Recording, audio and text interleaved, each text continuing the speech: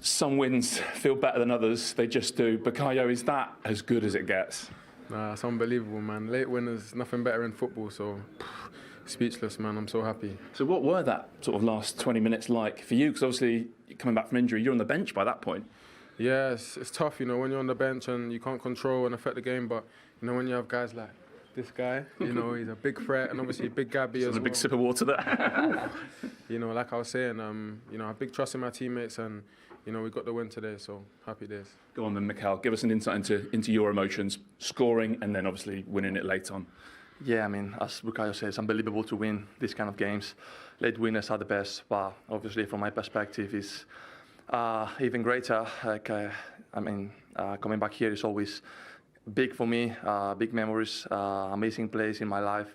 But also being able to score and help the team coming on as a sub is incredible. And yeah, I mean, it couldn't be better to win in the last minute. And yeah, congrats to all the boys. Yeah, do you know what? I forgot that for a second, that you used to play here. Yeah. Well, I mean, that makes it more special, I guess. Yeah, it is very special. Always coming here is great to see all faces, all friends. I've had amazing memories here. I've only been here for 1 year, but still is a big part of my life, of my career. And yeah, to come here and score a winner, I had that again in the same goal as I scored for Newcastle a couple of years ago.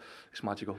Bukayo, does it feel a bit like a curse has been broken today? Because even 1-0 down at half-time, it almost felt for a few years like it didn't matter what you did here. Somehow it just went their way. Yeah, and obviously there's a few things we can speak about. For example, the penalty, you know, for me, like, if we have VAR, it's for clear and obvious error. And the fact that it took the ref that long to decide, you know, it shows it's not a clear and obvious error. But it's things like this, you know, these little things that always go against us. But I think today we got what we deserved, for sure. And yeah, that's why we're all so happy. Yeah, I saw your face, actually, when the penalty was overturned. I mean, to be fair, he does get a little bit on it, the goalkeeper. But you were stunned, I think. Speechless, man, but doesn't matter now, does it? It doesn't matter now. Mikel, what does this do early in the season? It just feels like a bit of a swing weekend. Like, I think a lot of people, you know, guys like me, you go into the weekend, Arsenal could be 8 points back, you're 2. Yeah, I mean, maybe more for the fans or for you guys than for us. We know the hard work we've been putting on, the kind of performances that we've been creating as well, and obviously winning the way we won today shows the character of the team, how much we trust each other, how confident we are, and that doesn't change, doesn't matter the results. So we're confident, we have an amazing team, an amazing squad, an amazing staff, obviously an amazing fans. So yeah, we're ready for it. Well done. Thank you very much. Well done, guys. Sorry, in a sense, you weren't hanging on like loads of saves and clearances and last-ditch tackles. I didn't feel that way, but we're trying to work out who's playing where, because at one point there was nearly 4 or 5 centre-halves on the pitch, who's playing in what position. And that's what disappoints me with the winning goal. You know, Lascelles came off the bench, who's a big guy. Osula came off the bench. So you're adding more height to the team. You know, you've already got, you know, Chow, Botman, Dan Burn. You know, you've got a big team there. So disappointing that realistically just like a straightforward corners come in from Ødegaard. Good delivery, don't get me wrong, but... What's the goalkeeper's view of this like then? Well, I feel like I hear the shout off, Nick, and I know there's someone challenging him. Is it Saliba perhaps on the keeper? I can't really see. Yes, it is Saliba. It is Saliba, yeah. And he just blocks him. Blocking. But it's not a foul, it's not enough, to be honest. And Arsenal are very clever at this. But I don't know if Dan Burns ducked out of it, but because he heard... He couldn't get off the ground. No, but he heard Pope shouting. Yeah, maybe. It was definitely a clear shout from Pope. I think, Shay, it does, from a goalkeeper's point of view, has he got to make sure that he gets disengaged from where Saliba is, because that is so close. If you're not going to get the Dan Burns and the Botmans going and attacking that, the goalkeeper has to surely, from where that's gone in the goal, he's got to be at least getting a punch on that. That's the frustrating thing. You know, Saliba's very clever, so it's difficult. Doesn't matter how big you are, right, as a goalkeeper. If the defender's strong, it's hard to get round him sometimes. And I think that's what he's done. But I think Pope did shout, and he maybe shouted early, and then Saliba's come in late and sort of blocked his path. Right. And I think the shout has sort of took Dan Burn, thinking, I'm just going to keep this Arsenal player out of the way, and Nick Pope's going to come and deal with it. But of course, it's a brilliant jump from Gabriel. Delivery was good, and they've taken the points. Yeah, and as you say, Newcastle will have known what's coming. They will have worked on it. We saw those statistics there since August 2023. I mean, look at the difference between the next best Chelsea and Spurs. Honestly, again, it comes down to the service there. Shay, you can be testament to it. No goalkeeper, if you've not got defenders who's going to attack that, is comfortable with the ball coming there. No one. That's such a great ball into the box. So Gabriel does what he does. You know, he gets in there and he makes sure he gets something on it. It's a brilliant, brilliant goal. Now, at 1-1, you were hoping Newcastle would hold out. At 1-1, right, he was actually asking the Lord, weren't you, to do something for divine intervention here. There's a Sunday. Sometimes you just have to go to a higher place when you need what you need. Is that where you were? Oh, jeepers.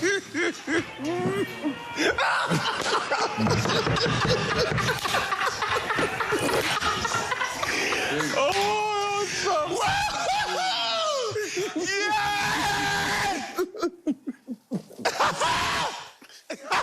It's two different reactions there, aren't there?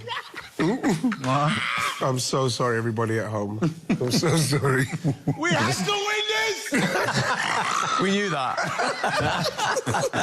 The scowl on Shay's face towards you just makes it even better. There's always two sides to every story, isn't there? The sadness of conceding a late winner, and of course the joy that it brought to righty's face. I'm just really pleased with the guys who I work here with on a regular basis last season when they see how I act. But it's not for anything other than pure joy, because we needed to win this game so badly, Steve. So let's get serious a minute. Yes. I mean, that's the type of thing champions do, isn't it, really? Well, I think you look at last season, there were so many opportunities where Liverpool, we had to get into a game where you put pressure on Liverpool for something. We either drew the game... Yeah, they couldn't do it, could they? We couldn't do it. We've never done too many... I think the last time we done anything like this where we needed to win something in the death, I think it was Bournemouth a few seasons ago. But this is a game where we went in and I think we started very well. I thought we started very well. We had chances. But once they went 1-0 up, it was a game we had to play back in and get ourselves back into the game, make sure we don't lose it, and if we can, win it, because that's what we have to do to send the message to whoever's at the top, that we're not going to go away and we will dig in as far as we need to win these games to try and win this league finally. Yeah, that will have been severely noted on Merseyside. Absolutely, because what you want them to, what the message you want to give them is, you know, we're coming and we're going to be here. So, yes, you're 5 points clear, but now you're 2. You lost your game against Palace. We have to now take advantage of that, and we've done that. That's why even if a point would have been a little bit... It wouldn't have been enough for me, even though you'd have to take it. 3 points is what we needed to do today, and I'm just hoping that in that dressing room they realise that, how important it is to make sure that they take advantage of these slip-ups if they do happen. If you're in the Newcastle dressing room, though, having seen it happen against Liverpool and then against Arsenal, to take nothing from the game, having given all that effort, it'll be a tough one to swallow. Yeah, it'll be very tough when you see Eddie walking around the pitch after. I think that's the frustration. You know, Arsenal have got quality all over their squad, they have, and they're good enough to open you up, Steve, and play an amazing thing is, and they work at attacking corners, but they work at defensive side of things as well. And that's the most frustrating thing. You know, we spoke about Eze and Cole beforehand. Ødegaard comes off the bench. Saka, they've got some brilliant players, haven't they, Arsenal? And they can open you up and you go, we were beaten by a better team. They were a better team today, but we were beaten by an unbelievable goal. There's not much we could have done about that. But it's so frustrating that it feels just like a comfortable enough delivery into the box. Gabriel heads it in, and it's as you say, all that hard work, you know, and effort, and I think Tino Livramento looked like a bad injury as well. So it's a tough day for Newcastle to concede so late. You know, the bench as well for us, Shay. The bench is vital for us in what we're going to try and achieve this season. And we've already seen on a few occasions, we've seen Martinelli, we've seen Trossard, we've seen Merino now. They're coming off the bench and they're making a difference. Ødegaard coming off the bench making a difference. We're able to now be able to take someone like Saka off and bring Martinelli on, and, you know, people making differences off the bench. And that's what it's going to probably take. It's going to take that for us. And sometimes the manager's going to get the selection right, but then he's got the players on the bench where he can maybe change it around. And I think people need to have a little bit more patience with some of the decisions the manager makes and see once it's done if the players can justify the decisions he's made so as we can win games. Yeah, because with that squad depth that he wants comes added issues and problems, doesn't it, in terms of getting the right 11 for each game. Yeah, and pressure as well, because, like, there's a lot of talk now with people, with the manager saying, well, you've got the team you want. Spent a lot of money to get this team and assemble this team. We're talking about it, Shay. So now there's not too many more chances you can get in respect of making it happen with a squad that's capable of doing it. So he's now got to manoeuvre those players and get them into the position, whether they're playing off, coming off the bench, to deliver when they come on, because this is the year, I think, to deliver. The backroom staff, I'm not sure I've seen a 6th Premier League game of the season ever celebrated bigger than that. That's how important that game was. And it was to do with their football that they penned Newcastle in. It was to do with their spirit. It was to do with their emotional control. And more than anything, they had to believe in it. And with seconds to go, they still believe they could get a win. That's massive for them. Tim, at half-time, you thought they'd come back and win 2-1. But as the second half was evolving, did you keep the faith? Well, they have shown me that they're willing to continue to drive the extra mile. I mean, not just going that way. Declan Rice, he's a 6 or a double 6. There are times in the game, and we saw it, where they're piling forward, and he's the one that says, I'll get it. I'll get in a foot race, and I'll track all the way back.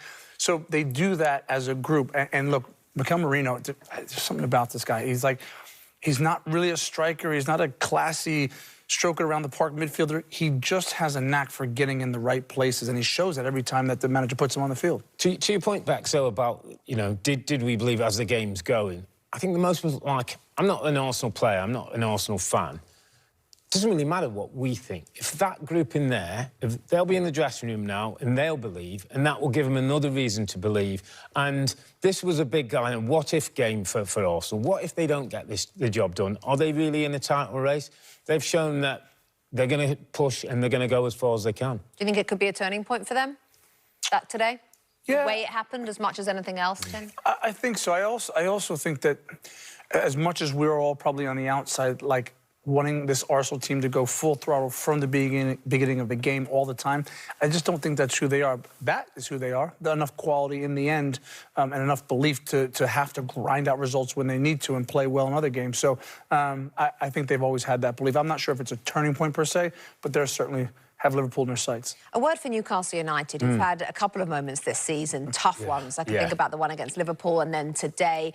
What do you think is not quite working for them to hold on to leads and to pick up more points, Robbie? Well, today, a little bit of game management. As you say, if the goalkeeper hands onto the ball, you know, they get a point. They're still bedding players in. Anthony Gordon, I think, disrupted things when he was suspended. Nick Woltemade has shown that he can get goals if they get service. So there's still parts for the Eddie Howe's team to come together. I think defensively they're pretty strong. I like the midfield three. But there's still work to do. And at home, when they get settled, they'll still be a threat. I mean, it seems crazy and easy to say, but, like, what you just said, they're getting players back. Woltemade looks like he can get goals. Defensively, yes, they are sound like...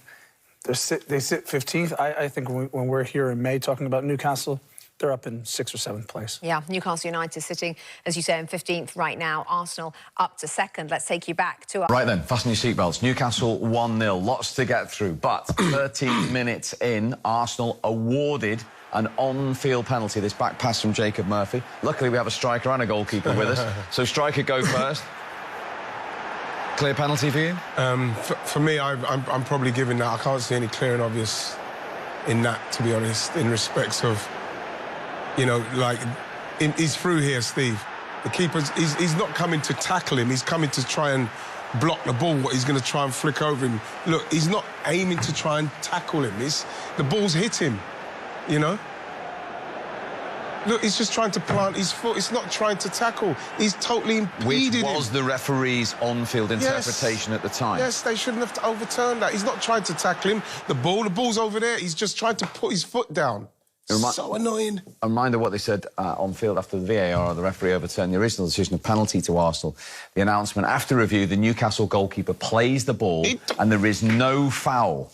And the final decision is drop ball. Does he play the ball? Right. Shay, from the goalkeeper's point of view, live, what did you think? I thought it was a penalty when I seen it. Right. I'm not saying it is a penalty. I thought it was a penalty when I seen it live. So what I would say is I don't think it's a clear and obvious error from the referee. I think he's seen it with his own eyes. You can see him in the top of your picture. That looks like a penalty. I think that everyone else... So Shay, you're saying the referee's seen that he's touched that then? No, the ref hasn't seen that. The ref hasn't seen that. He's given the penalty. He's given a penalty, so he doesn't think Pope's touched the ball at all. Now, the Darren England and VAR have said you need to come to the picture, the side of the pitch. He's got a touch on the ball, Nick Pope. I don't know the exact laws of the game, but he has touched the ball, Nick Pope. But then there's still a coming together after that. Does that still award a penalty? I don't know. I'm saying. It just feels. I don't know. It just feels like someone. So that means goalie, as long as you get some clip on it or some touch on it, Shay, you can take someone out. What I definitely would agree with is it's definitely not a clear and obvious error by the referee. He's thought it's a penalty. We thought it's a penalty. In your opinion, he shouldn't have been sent to the screen. Well, that's not clear and obvious error for me. I didn't think he should have been sent to the screen. OK. Now then, from the corner given away by Mosquera, it was double punishment for Arsenal. It was double punishment because Arsenal were the better team, no doubt, first half. Pope made some great saves, but it's a mistake, obviously, from Mosquera giving it away. And we did mention before the hand, defending corners because of the height that Newcastle have. Of course, Sandro Tonali's a great delivery into the box, and Woltemade, who said is 6'6", he's going to get your fair share of goals inside the box. Now, from a defensive point of view, Arsenal, I think, can do better. They should send an extra man out. I think Eze should come across. Trossard can cover the edge of the box. Yeah. And then maybe Sandro doesn't get the cross in. We'll circle Woltemade as well. He spins around the back again. Gabriel's looking for a foul. Steve, it's never a foul for me. He gets a touch in the back. It's just a bit of a coming together. But your big, strong centre-half cannot be going to ground on that. I think it's the perfect goal for me. And another brilliant header from the big man. Yeah, it's a very good header. Yeah, there's a lot. I totally agree with Shay with all that analysis, really. I think probably the biggest disappointment is that Gabby, I think he's got to be in that instance, in that particular part of the area, he's just got to go and attack that as best he can. Obviously, Woltemade's 6'6". If it's too high for him, fine, but it felt like as soon as he got the touch, he went down maybe to get the foul. And I don't think you're ever going to get the foul like that. I don't think he pushed him like last season. Newcastle lead, but only after Arsenal had a penalty appeal turned down. Now, I'm assuming you're quite conflicted here, Les, because while you want Newcastle to win, you're looking at this from a centre-forward's perspective. Yeah, I am, and it's a great touch. And when I first saw it, I shouted, I think Pope gets a touch. Maybe that was out of willing more than anything else. But then it goes through. He does get a touch, and my understanding is, as a centre-forward, I probably want the penalty. But my understanding is once the goalkeeper gets a touch and he deviates the ball, it's not a penalty. Because I don't know what Pope can do there. Yeah, I think he gets a touch, but I'm not sure it's enough to negate, the foul. I think, and I'm amazed that got overturned. I have to be honest. I know what you're saying, Les. I think when you look at that one, we saw one last week with Sanchez and then Burmo when Sanchez got sent off. Even though he got a touch, he still fouls the player. And that's my feelings with it. You can see Gyökeres just anticipates it, gets away from him, and he definitely clears him out. I can see both sides of it, but I think I was surprised it got overturned. And interesting that it was the referee went for an on-field review rather than the VAR overturned it on what the on-field decision. But then Mosquera gives away the corner in quite a strange circumstance. Sloppy, yeah, and they've been so good, Arsenal. I thought for 36 minutes, 36, they were fantastic, and then they just play a really clever short corner. Play it back in. Voldemort, Les, I'm going to leave this to you. Yeah, Voldemort, I mean, I looked at it, and when I first looked at it, I saw Gabriel go down. I thought, oh, no, he's put two hands in his back. But then when I look at it again, when Gabriel sees this, he'll be embarrassed. Yeah, it's too weak. He'll be embarrassed when he sees that. And that's just in front of us. In real time, it did look like there'd been a push. Yeah, and because and I think it looked like there was a push because all the players started appealing for it. But then when you see it again, you think, yeah, and then there was a little bit of afters, Les, as well. Yeah, I know. That's a liberty. He should have got booked for that. He should have done that at the beginning. He may have stopped the goals, you know what I mean? But and what about in terms of the header, Les? We were talking before how important it is for him to get off to a good start. That's huge for him, isn't it? That's his second goal here, and it's two headers. One of the things he's not really noted for, because you look at his size and you expect him to head the ball a bit more. He's not noted for it, but he took that really, really well. Yeah, only one headed goal across the whole of last season. That's two for Newcastle. That's what happens when you get that number 9 shirt on here. Yeah. Gives you a superpower. Maybe that's what happens when you get the crosses into you and you get the kind of set pieces working. Eddie Howe talked about the importance of them and how crucial they could be in this game. Just shows one more headed goal in the Premier League than you, Jamie. 39 to go until he gets to your record, Les. But as things stand...